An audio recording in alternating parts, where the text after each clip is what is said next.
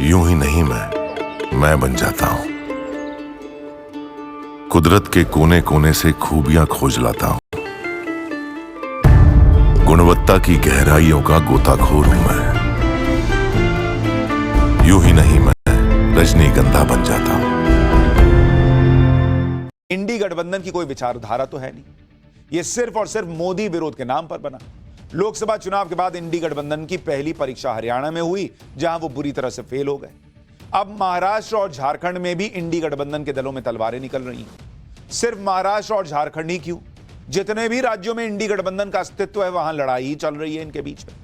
उत्तर भारत से लेकर दक्षिण भारत तक इंडी गठबंधन के दल अपने फायदे के लिए दूसरे पर हमला कर रहे हैं। इंडी गठबंधन का आज की डेट में हाल यह हो रखा है कि महाराष्ट्र में सीटों के लिए इनकी आपस में लड़ाई चल रही है, सीटों पर समझौता ही नहीं हो पा रहा। झारखंड में तेजस्वी यादव नाराज हैं, आरजेडी कह रही कि हम अकेले लड़ लेंगे, नहीं चाहिए हमको सीट।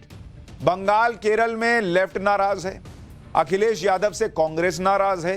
उपचुनाव में कांग्रेस और समाजवादी पार्टी में ठनी हुई है उत्तर प्रदेश के अंदर। कौन से बात का यह गठबंधन है, बहुत समझ में नहीं आता। किस बात का गठबंधन है? हर चुनाव में ये लोग लड़ते हैं, यानी जितने राज्य उतनी लड़ाइयां।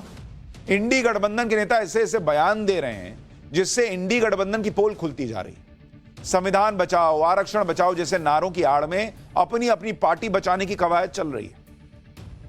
और सबसे ज्यादा घमासान तो महाराष्ट्र में मचा हुआ है। महाराष्ट्र में इंडी गठबंधन सीटों का बंटवारा ही नहीं तय कर पा रहा, और उधर बीजेपी ने इंडी का गेम बिगाड़ना भी शुरू कर दिया।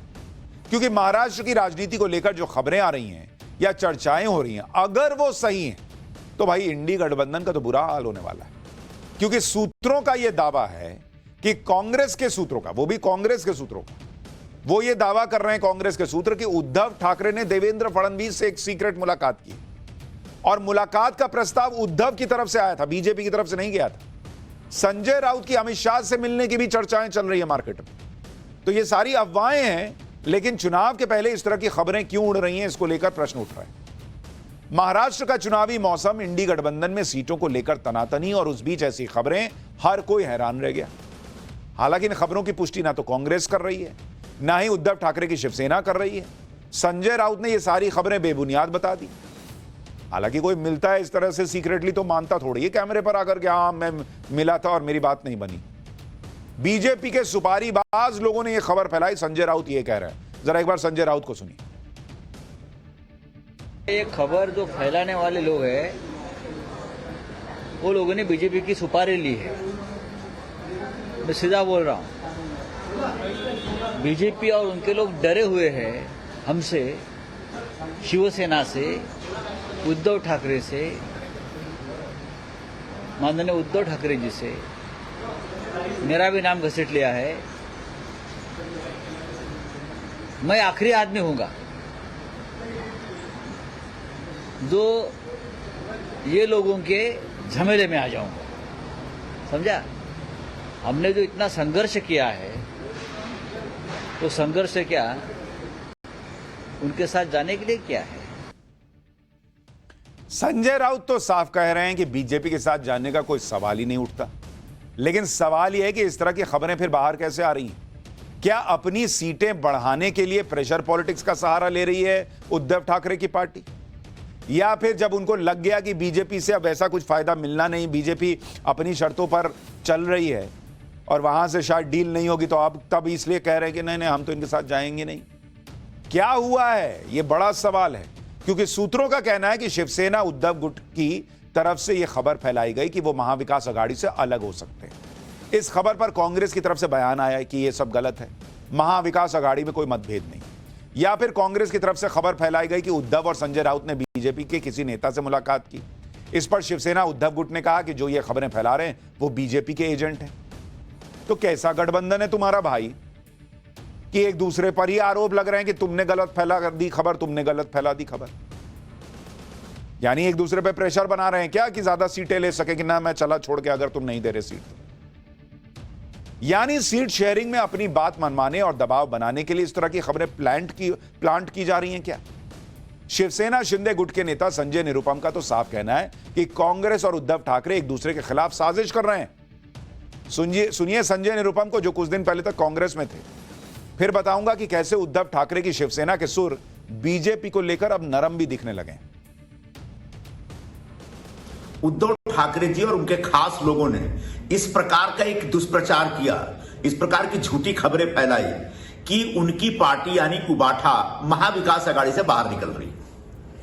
कांग्रेस को समझ में आ गया कि झूठ बोला जा रहा है। फिर कांग्रेस की तरफ से भी एक प्रकार का दुष्प्रचार किया गया कि हां जी, ये उद्धव ठाकरे, संजय राउत और बीजेपी के किसी नेता के बीच एक गुपचुप मीटिंग हुई है और ये बाहर निकल सकते हैं।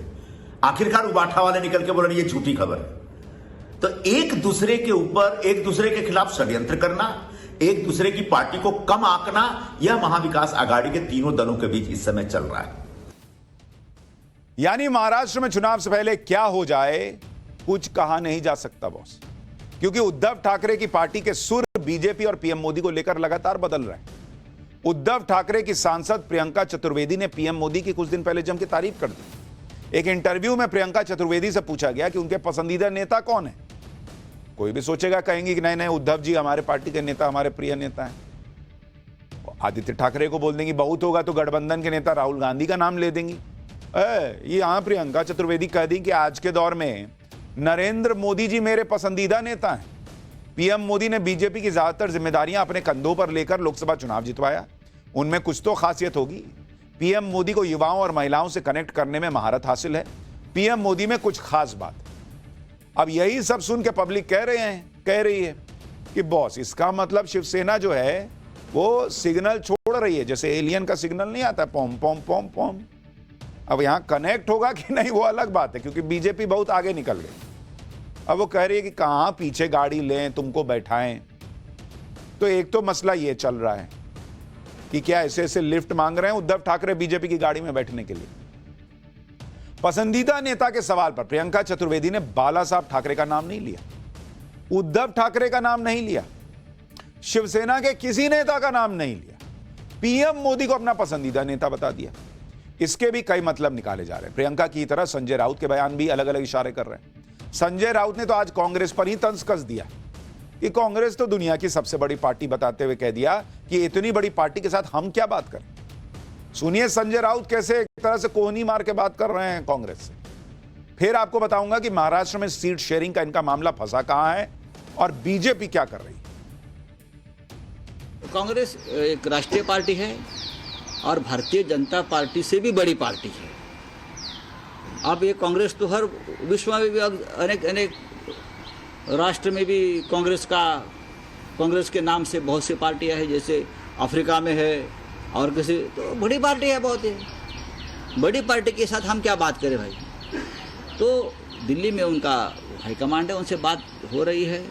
महाराष्ट्र के सभी नेता हमारे मित्र हैं, जैसे Bharatiya Janata party international party है, इसलिए हमारी उनसे जमी नहीं ज़्यादा कभी। इंटरनेशनल पार्टी से हम क्या बात करें। तो संजय राउत को तो ऐसा लग रहा है कि बहुत तेज की मिर्ची लगी हुई है।